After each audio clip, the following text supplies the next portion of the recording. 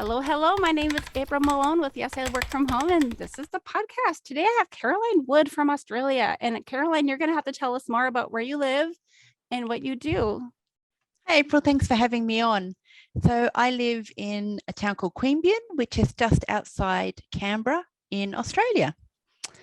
And what I do is my primary way that I make money is I run a business where I mentor introverts to create a business that works with their introversion rather than against it. And I also add in a little bit of contracting on the side that I do for not-for-profits and a consultancy firm here in Canberra as well.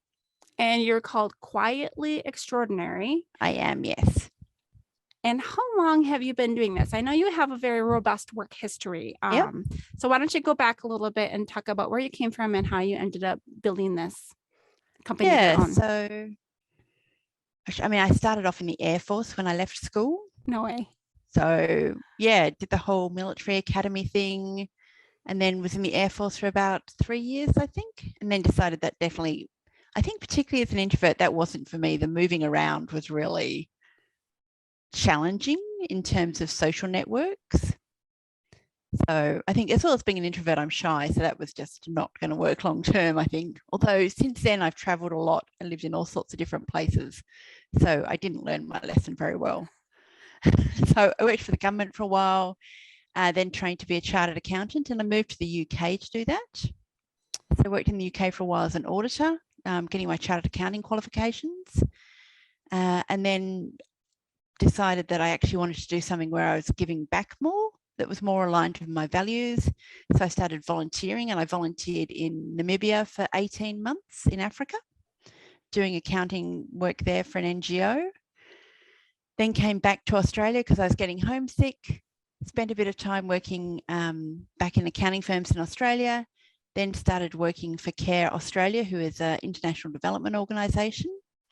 And with them, I worked in Canberra for a while and then got the opportunity to work in Laos for a couple of years. So that was amazing as well.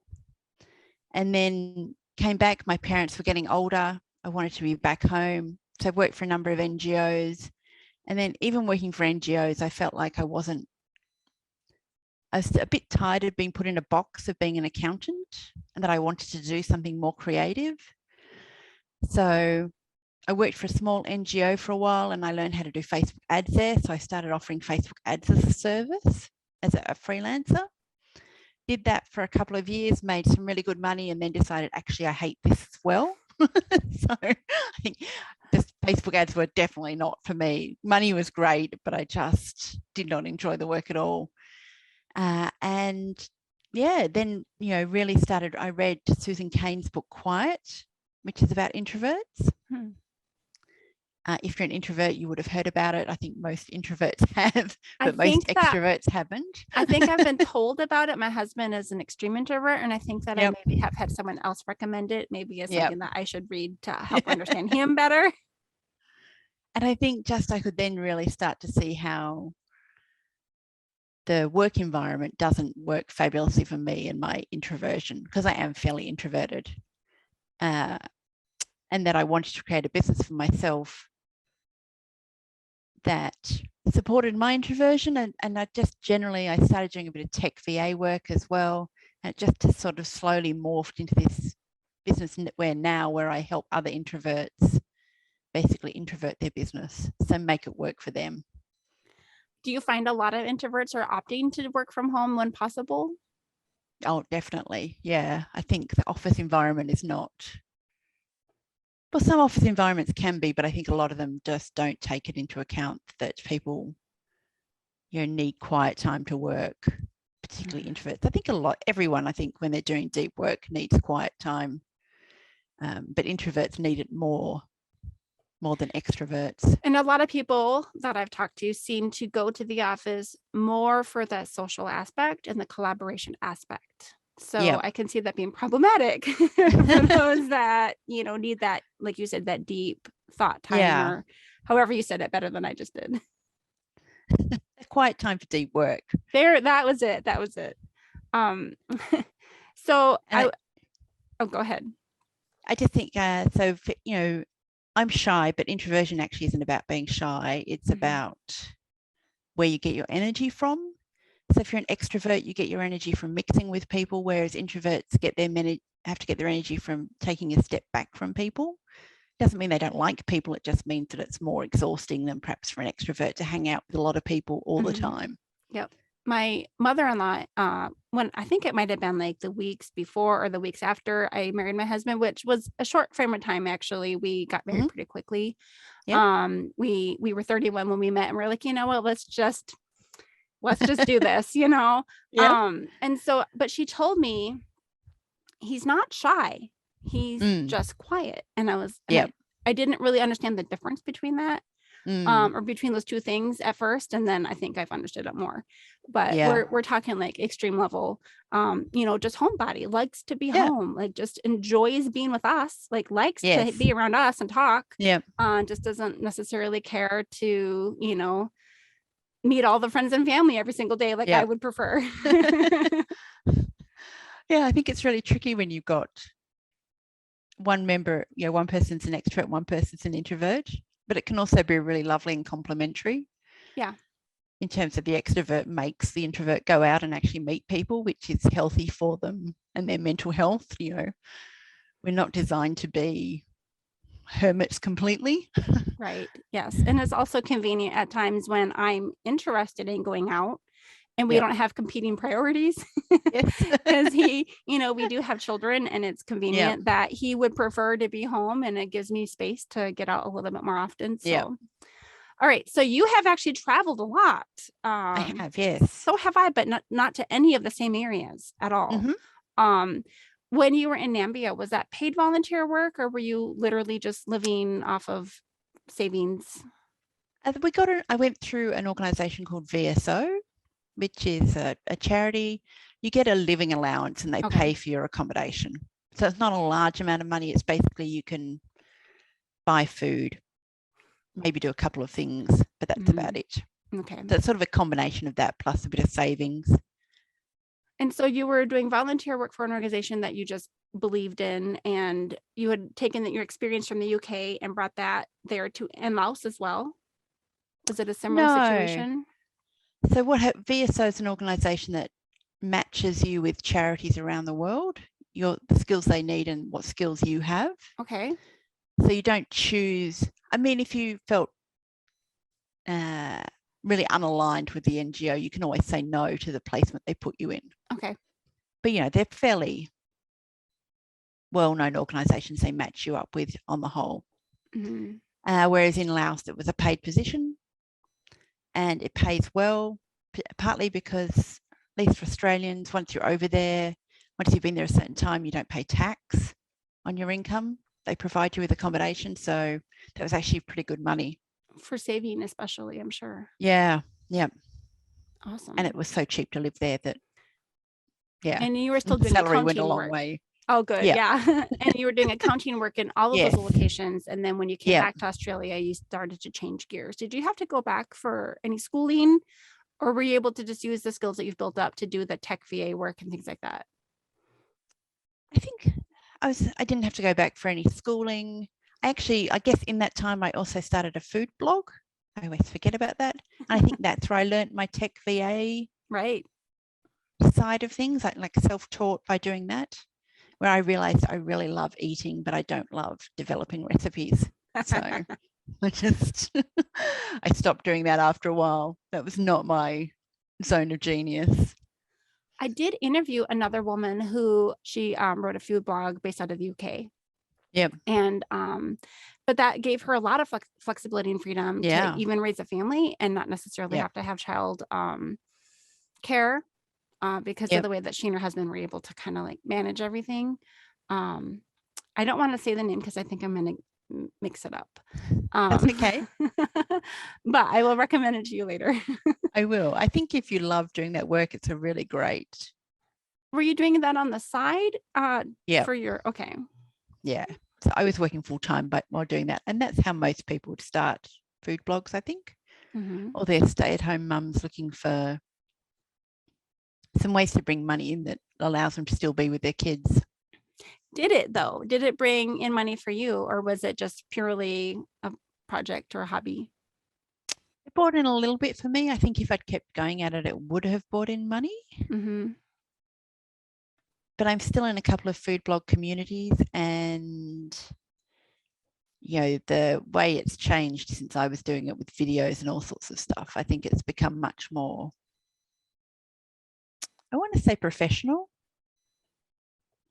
And more video based than? More video based, but also, the groups I'm in, just their whole approach to things like SEO. Mm-hmm. And optimizing their website and all that kind of thing, because a lot of them make money from traffic. It's amazing to see the professionalism they bring to it. I think in the past it was just seen as a side hobby, and it's certainly, if you want to make good money, it's moved well away from that. Got it. Yeah. So I'm curious about the population of people that you're working with now for your work with Quietly Extraordinary. Are you seeing yourself attracting or attracted to certain types of people who, certain fields of expertise, or, previous accountants or current accountants like you? Yeah, I'm not attracting previous accountants. Certainly attracting, I think, online businesses, but mainly people doing unusual things, or maybe not yes. So not your traditional, like, not business coaches, although I have worked with a couple of business coaches as well. So, one of my main clients at the moment has courses for other speech language pathologists. Okay. I have someone else who's looking at setting up a systems business, so helping other people set up their systems, particularly in the online world, but not necessarily, not only in the online world. Another one who is, she runs retreats for introverts and also does yoga classes and a few things like that. So just picking out some people who are doing really interesting work, I think, and they really inspire me because they've really managed to turn what they're particularly interested in into a business. Sounds like you do work with a lot of the entrepreneurials, that world. Do you find yourself having anyone who wants a coach, or I guess you said you're not really much of a coach as much as a mentor or consultant? Are you finding people that are employees needing that kind of support as well, or mostly the entrepreneurs? So it's mainly entrepreneurs, but then I also get I've had a couple of employees who are looking to transition to being entrepreneurs. I think that's really an interesting area, because I think, and I guess the other group I attract is, sort of women over 40. And I think they, particularly the introverts, perhaps haven't seen how the online business world has developed. And so they haven't started a business because they think they're going to have to be cold calling people to find sales and that kind of thing, which obviously as an introvert is just overwhelming, terrifying. So it's working with women who have been employees and think they can't start a business because they haven't seen how the online business world has changed and the different opportunities that there are out there to network and meet people and to sell their services. So that's been quite interesting. Yeah, I mean, I'm an extrovert. I'm textbook, but I still hate sales. Feeling that, like, I don't know. I mean, I definitely believe in, what I do and the people I serve, but I don't want to ever come across as being pushy. And I can see that being really off-putting for introverted people. So what other strategies are you referring to that people are able to do to boost their business, yet not having to be salesy like that? Yes, I think the big one is trying to build one-on-one connections. Mm-hmm.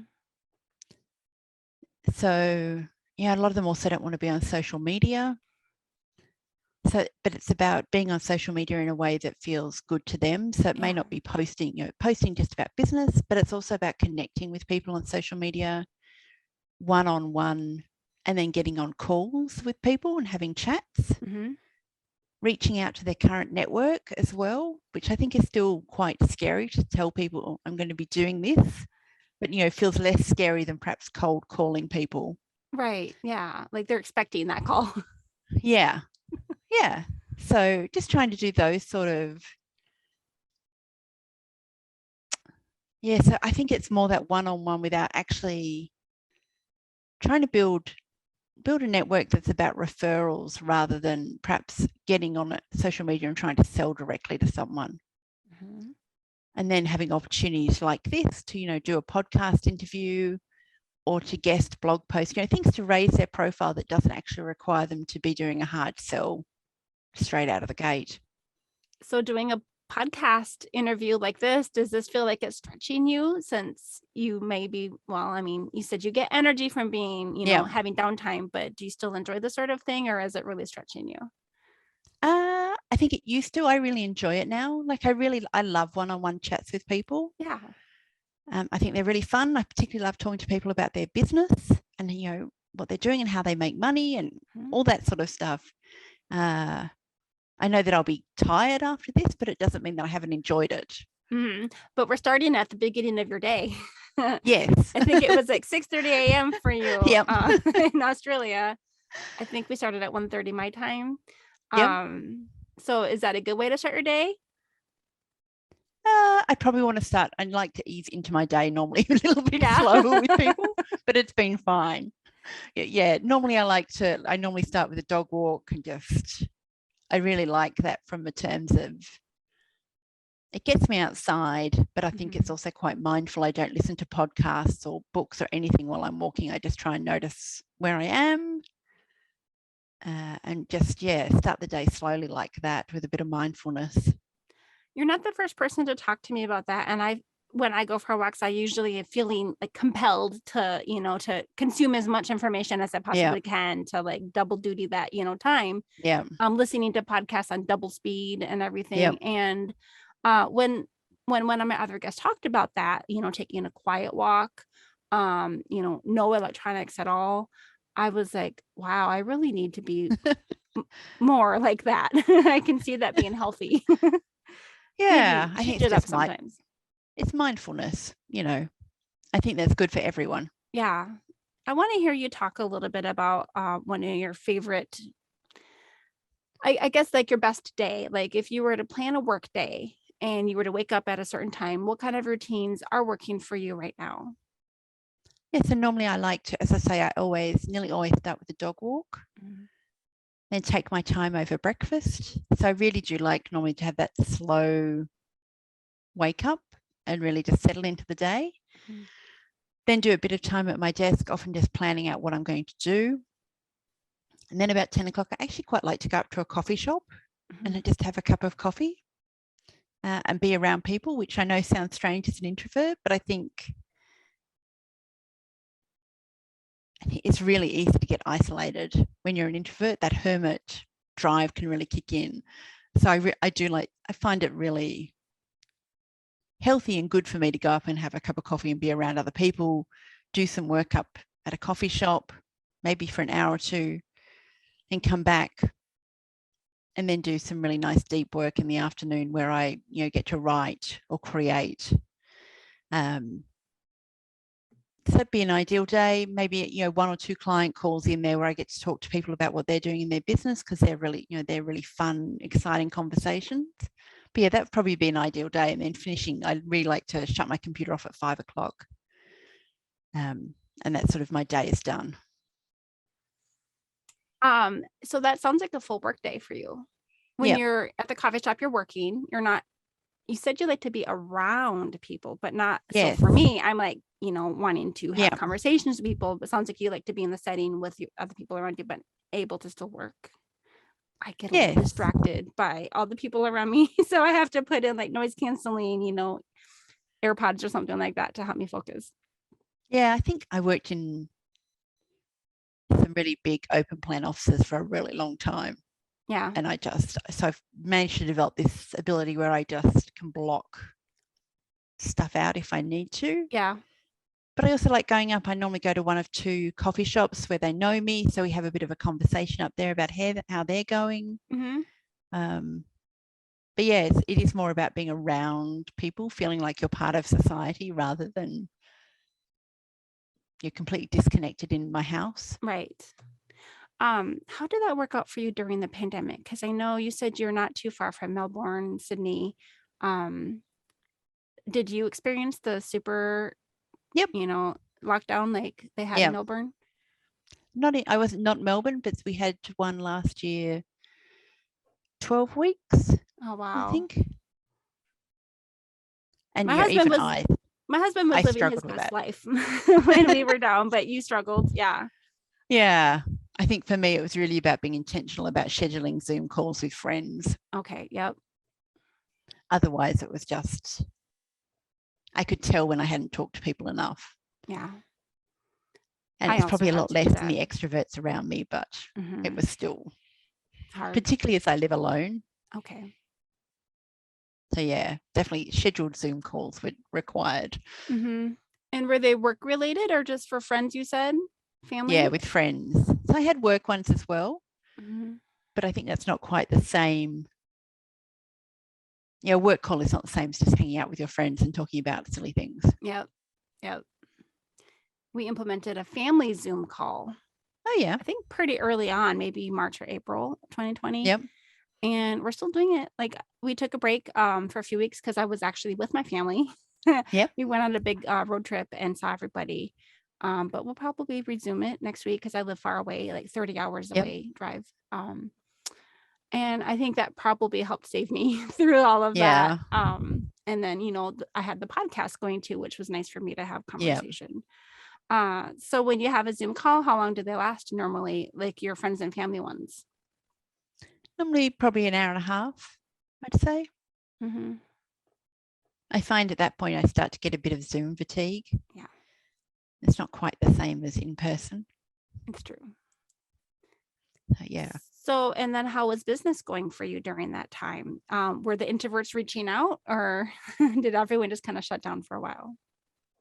It was a mix. I think some people I'd been working with freaked out and really cut back all their costs. So I stopped working with them because they were really worried about finances. Understandable.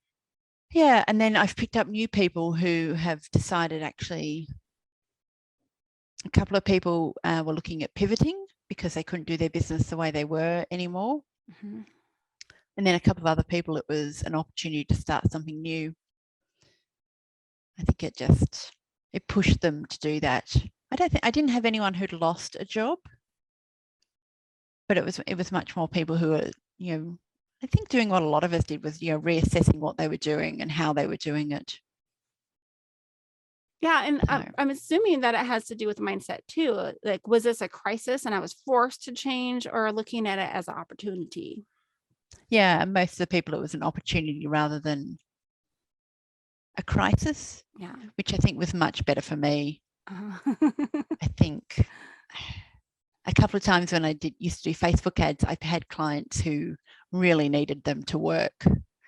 And that's not a good, like the pressure was just. Oh yeah. Facebook algorithms and everything has changed so much in the last few years too. So I'm so glad I got out of that before what that happened. worked before might not work now. Yeah. Yes. Yeah. Yeah. So I think, I know for me personally, working with people in crisis is not where my strength lies. I pick up too much of their anxiety. Personally, I think other people are much better at distancing themselves. Yeah. Than I am. Yeah. Different strokes for different folks kind of thing, yeah. right? It's about finding, the right people for you. So you mentioned that you have dogs. Do you want to talk about living with dogs for a minute? Yeah, sure. So I've got 2 scruffy little terriers. They're rescue dogs. They're a little bit anxious still they've come a long way. So I've had them a long time now, but every now and again we still get they get a bit anxious. Yeah. But they're getting old now. So they're turning 12 later this year. So one of the benefits from working from home is being able to be with them as they've gotten older and just keeping an eye on them. So that's been a really lovely, one of the lovely outcomes of working from home is being able to support them as they do get a little bit older and their bodies start to work not quite so well as they used to. Oh, I understand. Our cat is 15. Yeah. So she got anxious when we started going back to school and going back to Oh, work yep. more. We started to see how that worked out. She, just we brought her to the vet and they were like, I think it's anxiety, Yep. From, the change. Yeah. Do you feel that you have actually been back out and about more now in the last year than you had been before? Yep, definitely. I mean, apart from the 12-week lockdown, of Yeah. course. Yeah, no, I think so. Because even when we weren't locked down, certainly before I was vaccinated, I wasn't that comfortable with being in large crowds. Of course. And, I've got an older mother who has health issues. So about trying to make sure that I didn't pass something on to her as well. Mm-hmm.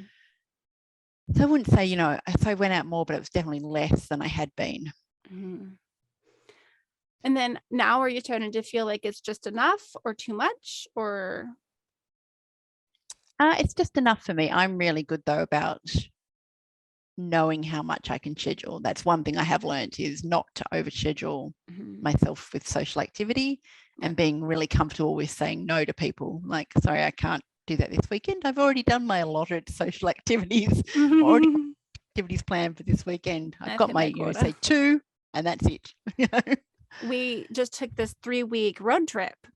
And remember, my husband is an introvert of all introverts and a homebody. And, he was happy to go on the trip because we were going to see friends and family and, for important occasions. Yeah. There was a wedding and 2 graduations, and we literally saw every relative, I think, except for one. I think we saw pretty much everybody.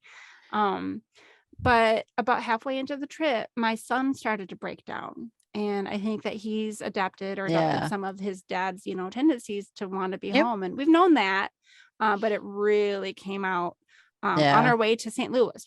I'm like, we have all these things, scheduled. We're going to go see the Arch and this cool place called the City Museum. And I have a friend who's going to have us over for dinner. And he is just like sobbing. Well, in a good way. I don't know how to say this the right way.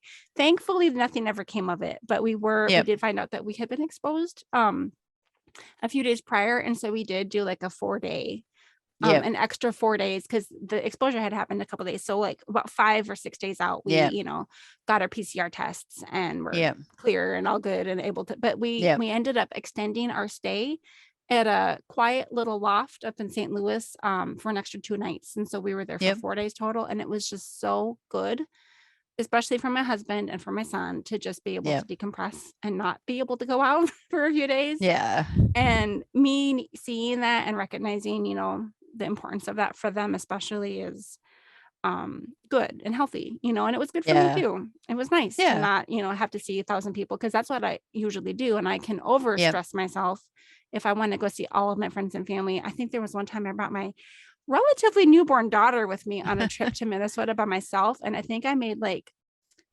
feel like it was 32 different meetups with people over this course of a week. And I came home and I was like, that was way too much.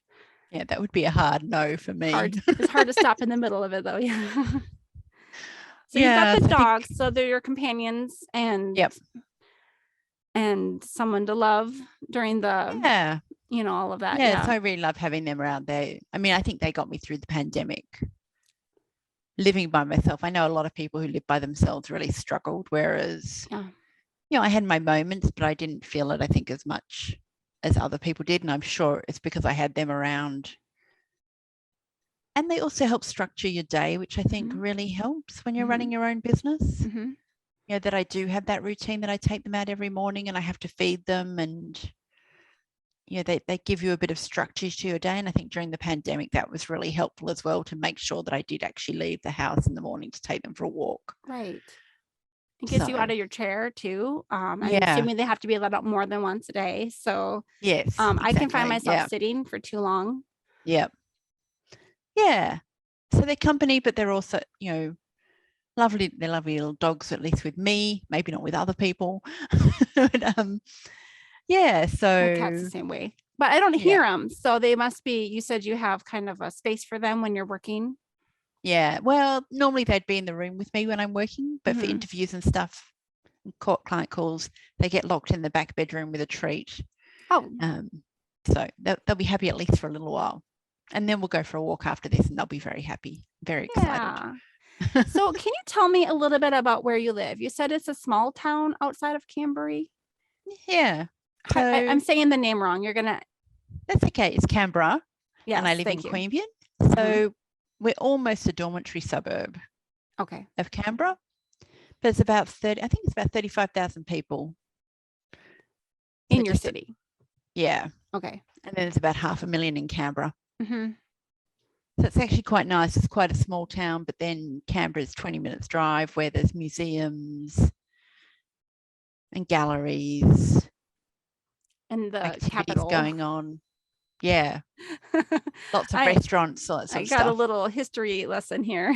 I had to learn really quick that it's the capital of Australia, because as with everyone else, too many people, not knowing, would have assumed it was Sydney or Melbourne. So thank you. And it's because it's a public service town on the whole, it's quite a well-off town.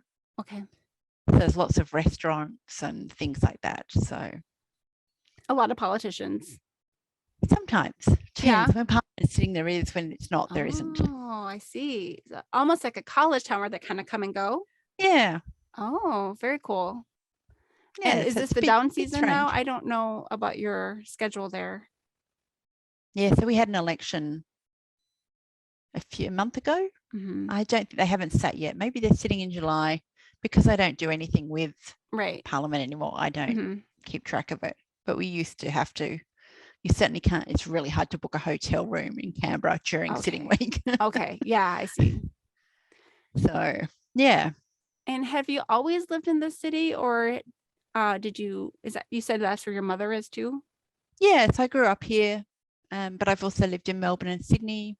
I've lived in Bristol in the UK, plus obviously Namibia and Laos. Yep. And you're the Air Force posted me to East Sale for a while. Oh, right. So, but you're choosing this as your home, even though you could technically travel and do things. Have you ever considered that whole digital nomad lifestyle, or not so much? Not so much for me. I think when I travel, I like to be on holiday. I think if you're an extrovert and you meet people easily, then it could be a really good way. But I think for me, it would actually be quite isolating to constantly move around. I think I'm slow to warm up to people, and people are slow to warm up to me. Yeah, because I'm quite reserved. So I think it's just not something I would do. I might prefer just to travel and see places and not have to be thinking about work at the same time. This trip that we just took, the 3-week trip, my husband is on a sabbatical right now, was actually the first time in our entire marriage, I think 12 some years, that I didn't have to work, truly didn't have to work. I think I did one little thing optionally, like I signed up for it, but normally, because when I worked for Mayo Clinic in Minnesota, if we, were there for family holidays, I would always go in that night and work the overnight shifts. And then when I was teaching online, I would still bring all my gear with me. I would pack a whole suitcase with all of my teaching stuff and bring it with me, and teach in people's bedrooms and basements, which it was kind of fun, but at the same time, it was truly nice to just sleep in and enjoy, and just filled my camera with photos and recorded interviews with my grandma. I didn't have to rush off, except for just to, get to the graduation party or whatever we were doing. It was really nice. And I think I'm going to adopt that policy. But if you needed to, you could work on the road if you wanted to. Yep, I could. Just choose not to. So how do you schedule that then? How do you block your calendar so that you could travel? Basically, that's what I do. I block my calendar. I tell my clients I'm not going to be available for these couple of weeks. And they're actually, I find that, maybe I'm really lucky with my clients, but they're really understanding. I might have my email with me. If a client So, if a client had a crisis, that something completely crashed, I could probably get online and help them. But that hasn't happened. I really try and set things up well before I go. I think the big thing for me has just been communicating that, hey, I'm not going to be available. So, yeah. And they know, so they can plan as well. Do you consider yourself to be a solopreneur, or are there any team members at all that you pass things to? I'm a solopreneur. I do hire work out to people. Okay. But it's more specific projects rather than, an ongoing. But I have a very low maintenance business, and that's what works for me. It sounds like you have it figured out. So you're able to keep a 40-hour week, not too much, not too little. Yeah. You're able to take a proper vacation when you need to. What do you love about your work? I think for me, it's just, I really love seeing when clients realize that things can work the way they want them to, that they don't need to do. I think so much of the advice, particularly about online businesses out there, has been devised by extroverts. It's about being loud and being visible and talking to loads of people and, really. And so for me, it's when clients realize that they can make it work without actually having to do all the things that these experts have told them that they have to do. And just, the comfort they suddenly realize they've got is just wonderful. Do you end up having an ongoing relationship with these people, like over the span of several weeks or months even? It depends. So I've got some people I've worked with for years. Okay. And then others, it ranges from, some people just need a quick strategy session to work out what they need to do, to people who work long term. My preference is generally not to have too many long-term clients, because that does cause problems when I want to take 2 weeks off and not do anything. Yeah. So, if I only have to do that with a few people, that's easy. But I think if it was a full roster, that would be much more difficult. So I like to work in small, probably 3 or 4 sessions blocks with people. And then they go, for me, it's very much empowering them to do work the way they want to, so that they don't actually need me. Once our time is up, that they're able to, to run the business how they want to run it. And that they've got the tools to work out what they want to do when things do start to go awry again. Yeah. And then they know that they can contact you in the future if they needed some extra support or something like that. I keep thinking about your dogs and traveling. What do you do when you're traveling? Do you bring them with you, or? Yes, I haven't. Well, obviously with the pandemic, I haven't traveled. And at the moment I won't be traveling because I used to leave them with family, but they've got health conditions now that require medication twice a day and stuff like that. So at the moment I'm thinking I'm just going to travel with them. So I'll probably take them down the coast with me, that kind of thing. But to be honest, travel doesn't feel so appealing at the moment. Just with things getting cancelled and changed, it just it just feels hard, and I don't want my travel and holidays to feel hard. Yeah, right. Headlines when we came back, 3,000 flights canceled over the weekend, and it was the busiest holiday weekend of all. And we had a lot of that. All right, well, let's chat a little bit about the end of your day routine. So you said you stopped working at 5 o'clock. How do you pull yourself away? So I've learned that the best way for me to do is to actually have a shower at the end of my day. And that, I think that works for me because it's a signal, but it also makes me change my clothing. And so, I mean, I dress comfortably all the time anyway. I work from home. But it just feels like, if I've done Zoom calls with clients, my top half might be better dressed than my bottom half. So, I can take off those work things. And I feel like, it helps me to relax, being in warm water. I find water really relaxing. when I lived by the sea, I used to walk along the coast and have feel water all the time. I feel like water is important to me to relax. So having a shower, I think, is part of that process. It's almost like replacing my commute. So I think a lot of people, when you leave the office, you get in your car, and that's a real signal to your body that, hey, okay, that's the end of the work day. I know a lot of people take work home, but if you're good and actually have good boundaries in place and work stays at work, then that commute in the car serves that purpose, or in the train, or however you do it.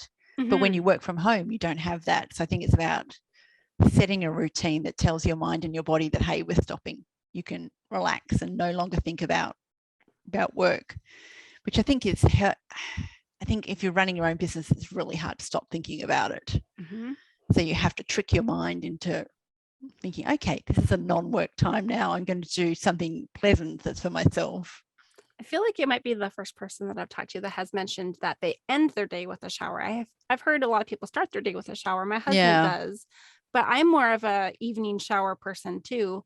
I like that a lot. And you said you change clothes. Do you take the dogs for your walk before or after that shower? I always walk the dogs first thing in the morning. Never at night. Okay. I think partly because here in Canberra, we don't have the really short days that they get in certain parts of Northern Europe. But it's 5 o'clock, it's starting to get dark. I'm by myself, so I don't like walking the dogs in the dark that much. I see. Yeah, that makes sense. So I can do it in the morning. I also find that, I think particularly as well, when I first got the dogs, they were a bit reactive to other dogs, and one of them still is a bit. So that I'm much less likely to meet people at 6:30 in the morning than I am at 5 o'clock at night when people are walking their dogs. So sort of two reasons why I do it. And it's winter season for you now too, right? Yep. Yeah. So your days are short. Yep. I always have to remind myself of our differences. I do have some friends that live in Australia and New Zealand. Yeah. And I'm constantly reminded that it's winter now, and they live close to Antarctica, and I forget about these things. In some parts of Australia, it's never winter, but it is where I am. Okay, really? So no snow?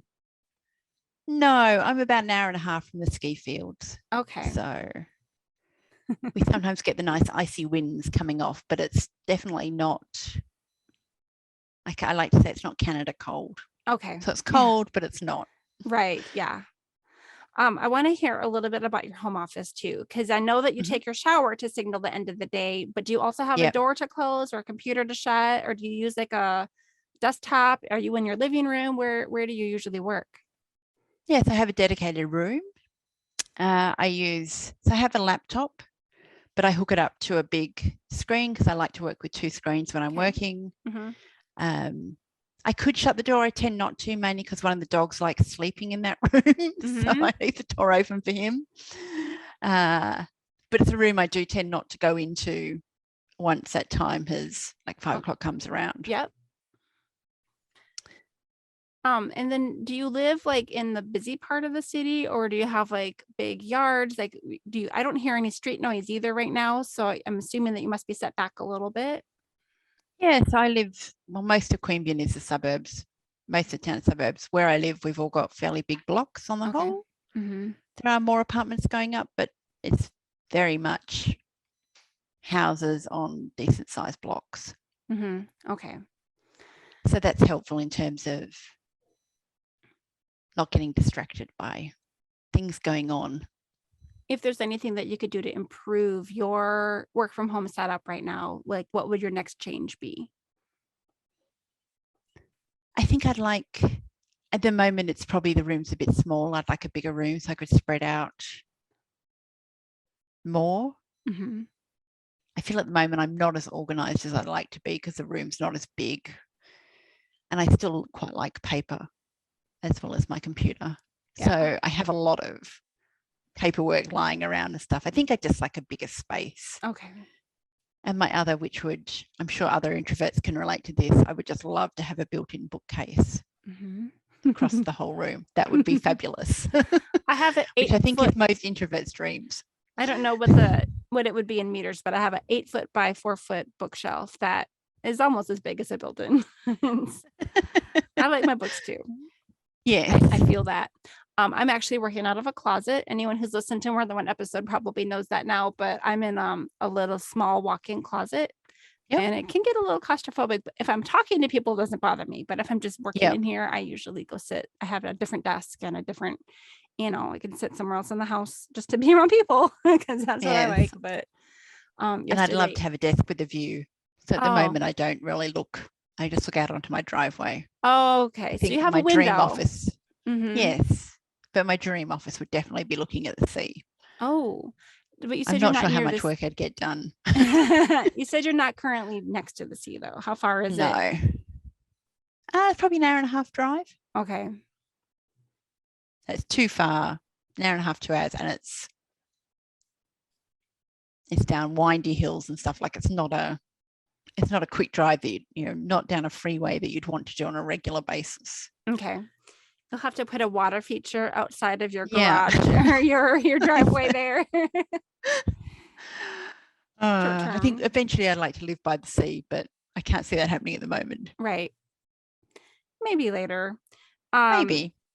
So I usually end my interviews by asking about, I know you probably have heard this a lot of, what would you recommend for people who want to work from home, especially as you're working with people who are going from employee status to, the entrepreneurial side.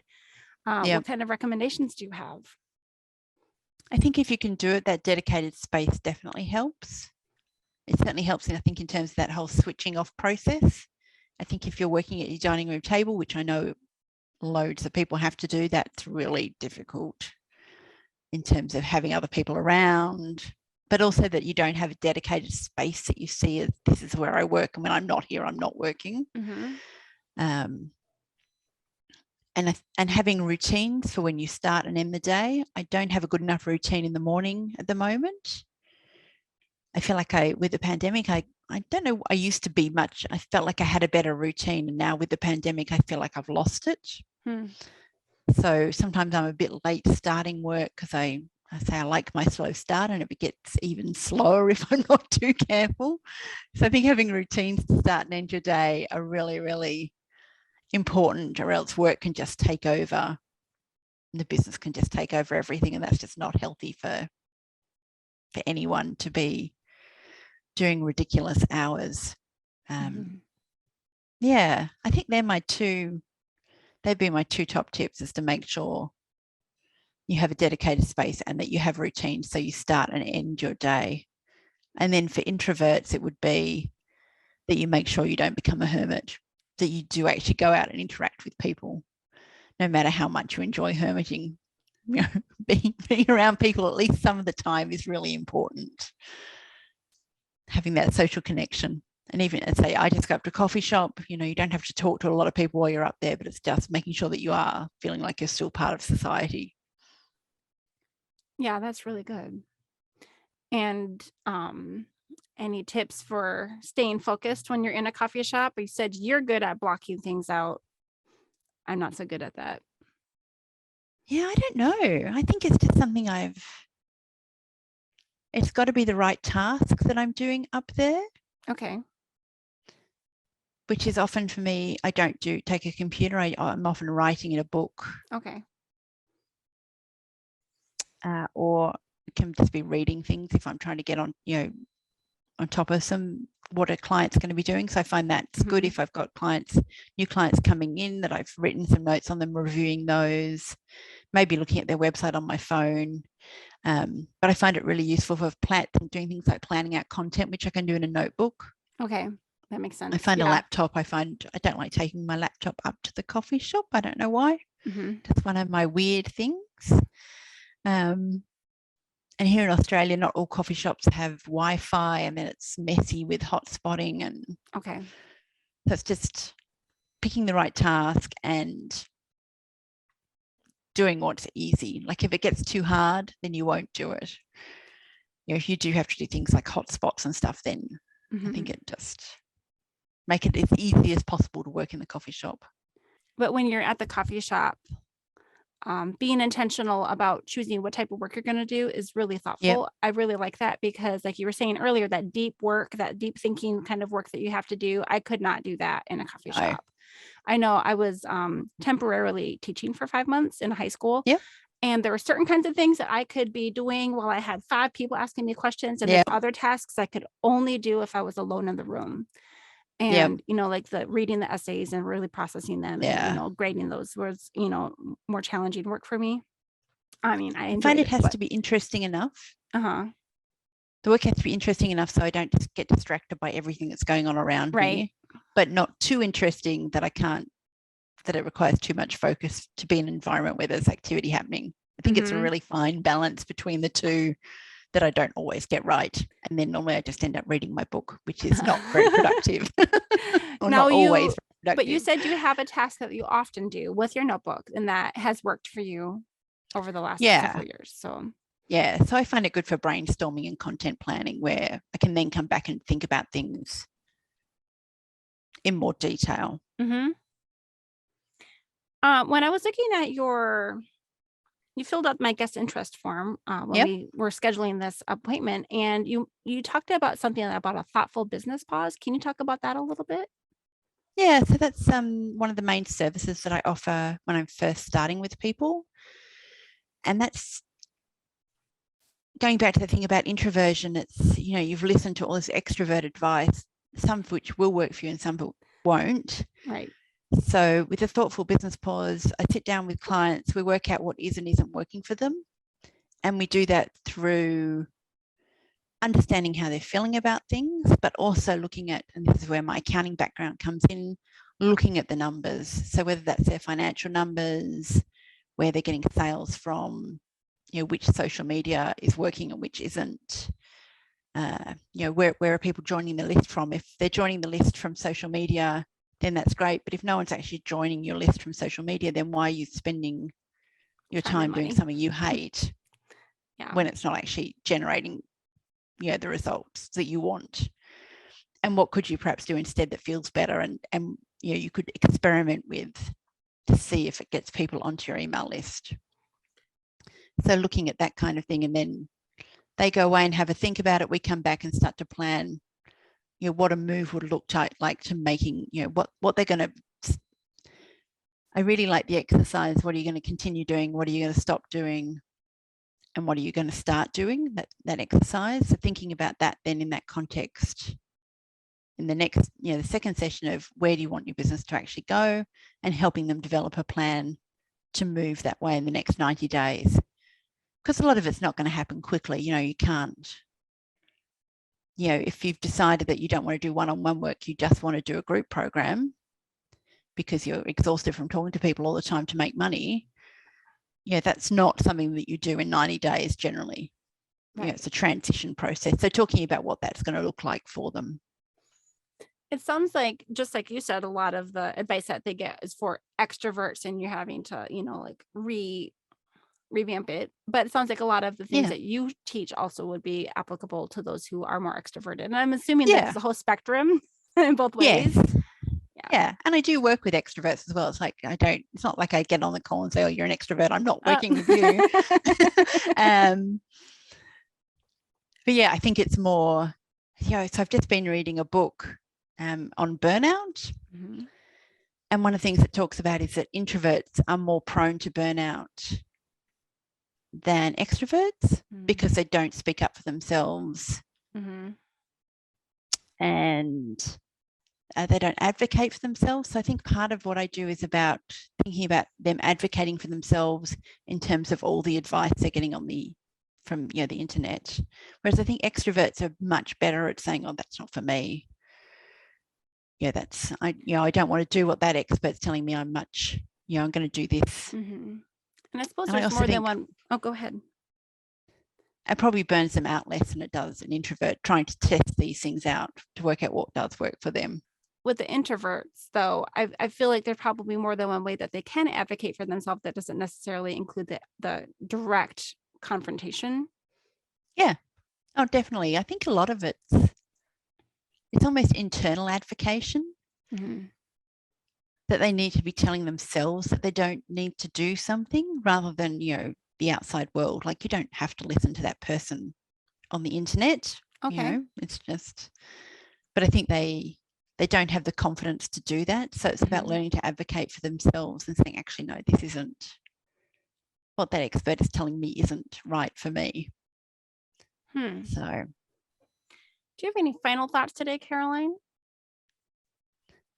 I think it's just that work from home can be such a wonderful experience, particularly if you're an introvert, but that you just do have to be very careful that you don't completely isolate yourself from the world and all the amazing, wonderful people who are out there that introverts actually do love. It's just a little bit draining if you do too much of it. So it's about really making sure you get that balance right and not becoming too much of a hermit. Sounds good. I hope so. I'm thinking about one of my friends, and it's complicated with people who are still trying to be extra careful about germs and everything, just having everything delivered, every grocery, every item, delivered and not getting out, which I understand from, that perspective, but, just being part of, like you said, society, does involve getting out. And I think, like you said, having the dogs helps you get out, and, getting to the coffee shop does.